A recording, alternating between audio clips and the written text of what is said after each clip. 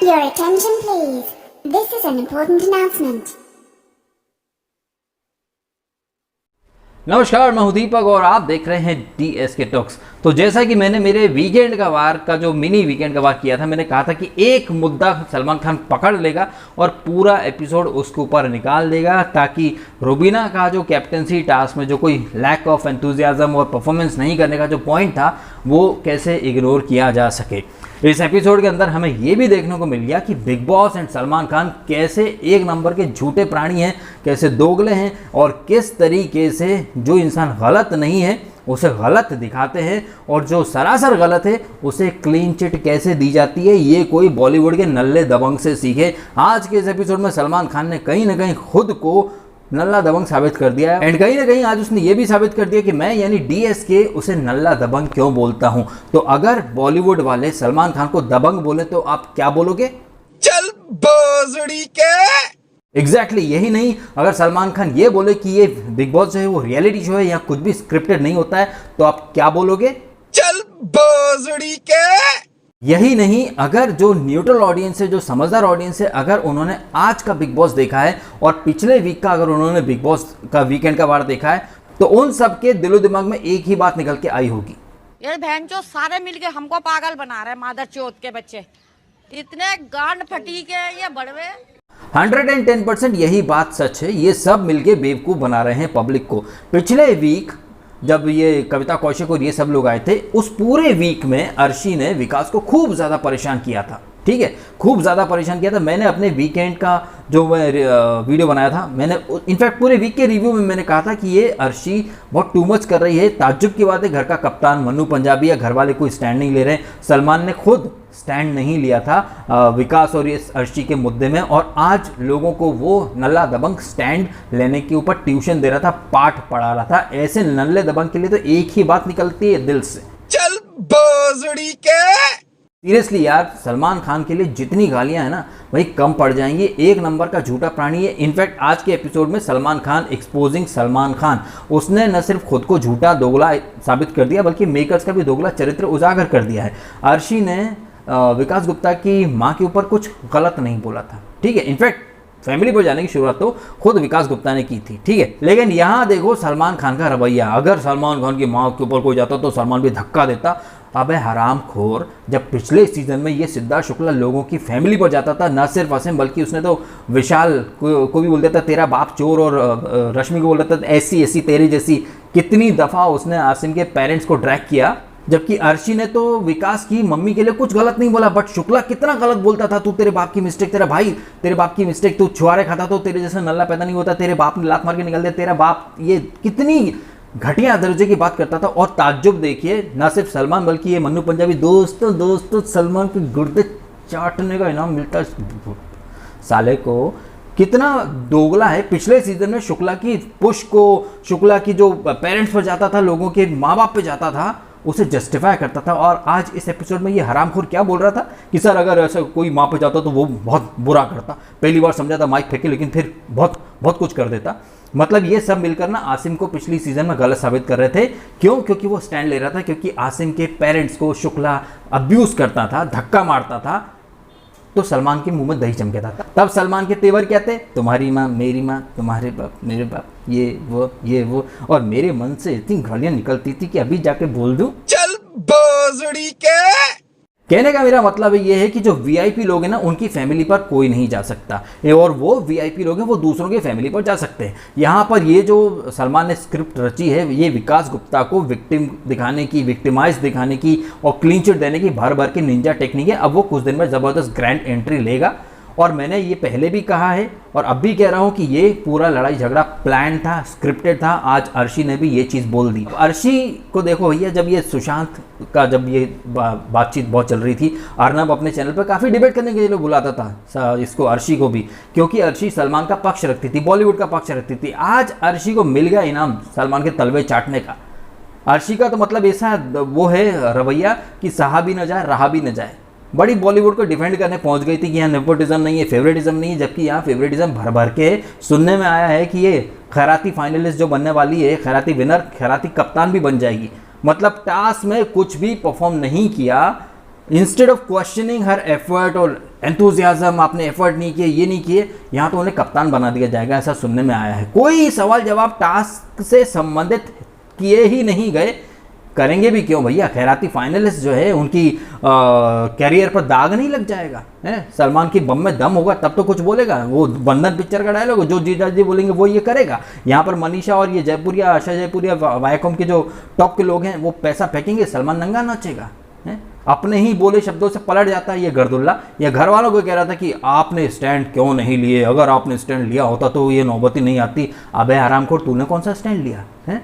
पिछले वीक तो तूने कविता और वो बाहर की बातों पर पूरा एपिसोड खत्म कर डाला, तब क्यों नहीं स्टैंड लिया? इनफैक्ट उस एपिसोड के तुरंत बाद गुप्ता ने बोला, बताओ अर्शी से कोई सवाल जवाब ही नहीं हुए, खुद स्टैंड ले सलमान खान, दूसरों को बाद में ज्ञान देना। तो सलमान खान ने यहाँ अपना झूठा, दोगला और एकदम नल्ले दबंग वाला तेवर दिखा दिया। जब पिछले सीजन में शुक्ला आसिम की फैमिली पर जाता था तो सलमान एकदम भीगी बिल्ली की तरह कांपता था, और अब अर्शी के ऊपर कैसे शेर की तरह दहाड़ रहा था। ये है सलमान खान, ये है सलमान खान जिसे बॉलीवुड वाले लोग और पूरा मीडिया, मुझे आश्चर्य होता है कि वो मीडिया जिसका काम होता है लोगों तक सच दिखाना। सरकार के कामकाज के ऊपर तो सारे मीडिया हाउसेस लगे रहते हैं क्रिटिसाइज करने में, पोल खोलने में, लेकिन यहाँ ये बिग बॉस या बॉलीवुड के सेलिब्रिटीज ये कितने गर्दुल्ले हैं, ये लोग कैसे ओपनली झूठ बोलते हैं। इन लोगों की दुकानदारी एक्सपोज की जाए, नहीं, किसी को इंटरेस्ट ही नहीं है इसमें।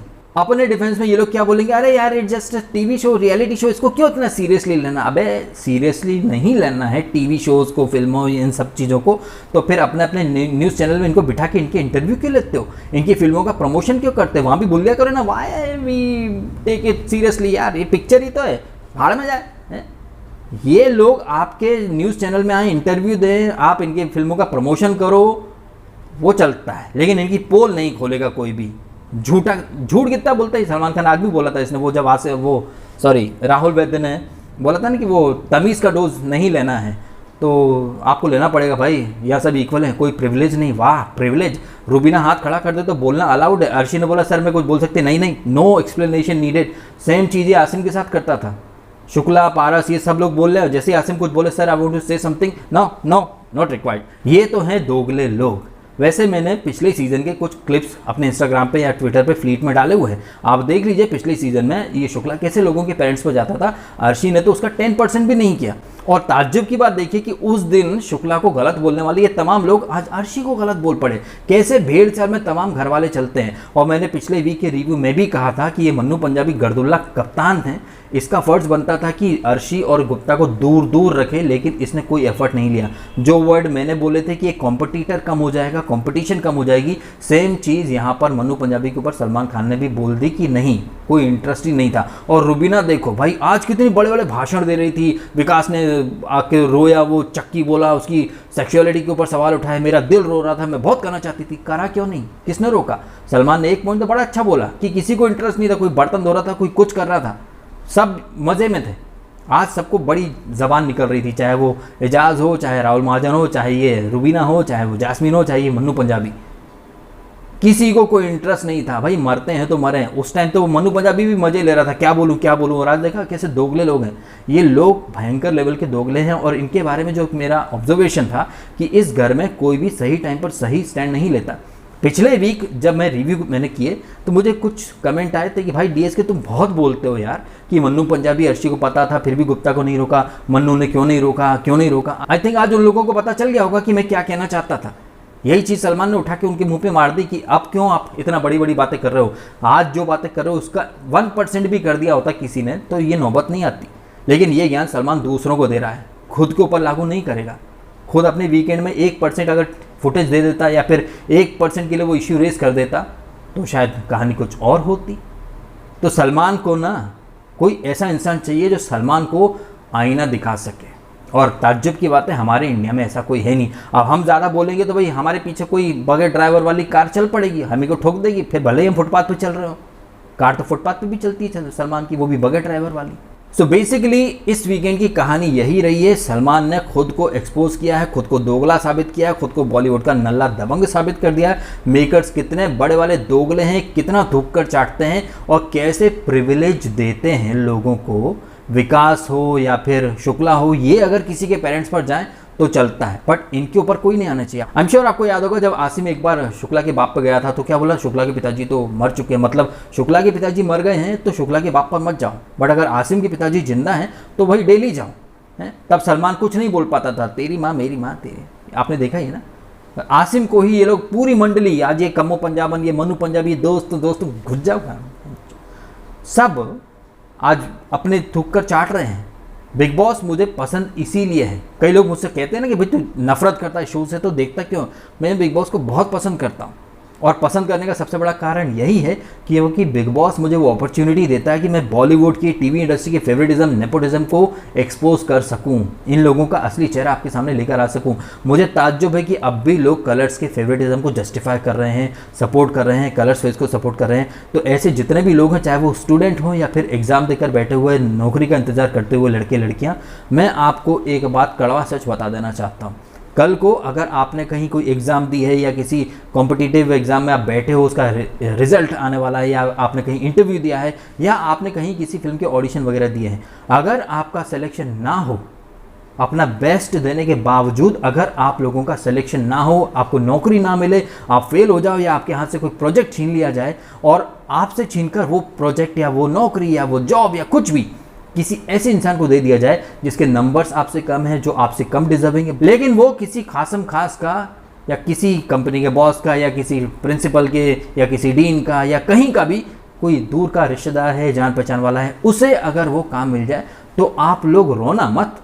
आप ये मत बोलना कि सिफारिशी लोगों को काम मिल गया, फेवरेटिज्म चल रहा है, नेपोटिज्म चल रहा है, वंशवाद चल रहा है, या डिजर्विंग का हक मारा जा रहा है। अगर आप आज कलर्स के, बॉलीवुड के नेपोटिज्म को, फेवरेटिज्म को सपोर्ट कर रहे हो, कलर्स फेसेस को सपोर्ट कर रहे हो, कल को अगर आपकी ज़िंदगी में रिजेक्शन आपको फेस करना पड़े, आपके हक का काम किसी और को मिल जाए, तो रोना मत और विधवा विलाप तो करना मत कि हाय हाय हमारा हक छीनकर किसी नॉन डिजर्विंग को दे दिया।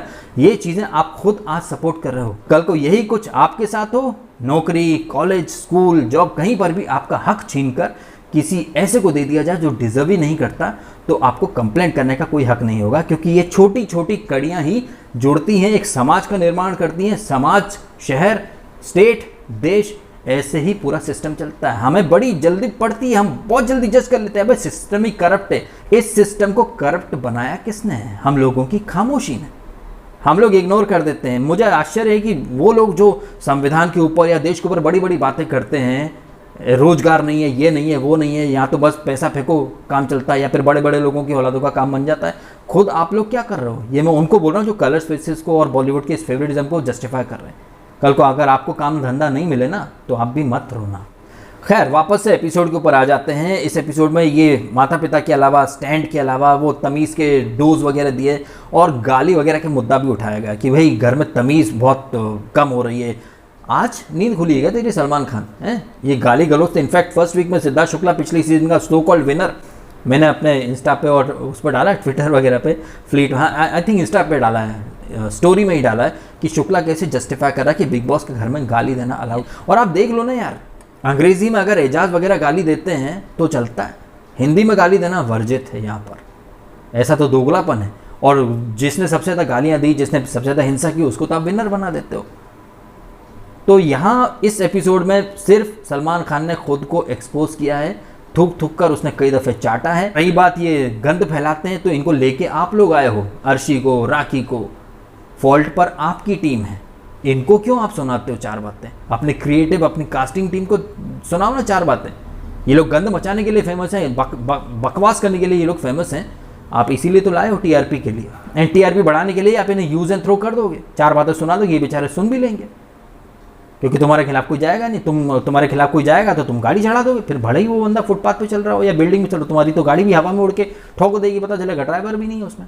खैर, ये वीडियो मैं ख़त्म कर देता हूँ। कमेंट करें आप अपने ओपिनियन, क्या आपको नहीं लग रहा कि सलमान खान ने आज खुद को भयंकर तरीके से एक्सपोज किया है? अगर अब भी अंधे फैंस की आंखें नहीं खुली तो उनका भगवान ही मालिक है। इस एपिसोड ने बिग बॉस के पूरे सिस्टम को एक्सपोज करके रख दिया है कि जो प्रिविलेज प्राप्त हुए लोग होते हैं, उनकी गाली गलौज, उनका माँ बाप पे जाना दूसरों के, हर चीज़ जस्टिफाइड होती है। बट उनके फेवरेट लोगों के ऊपर अगर किसी ने कुछ बोल भी दिया, भले ही तमीज़ के दायरे में रहकर, तो भाई उसे गलत ही प्रूफ किया जाएगा।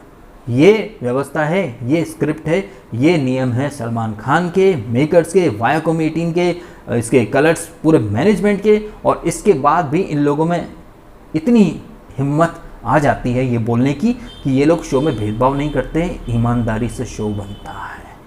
ये बहन चो सारे मिलके हमको पागल बना रहे हैं, मादर चौथ के बच्चे इतने गांड फटी के ये बड़वे।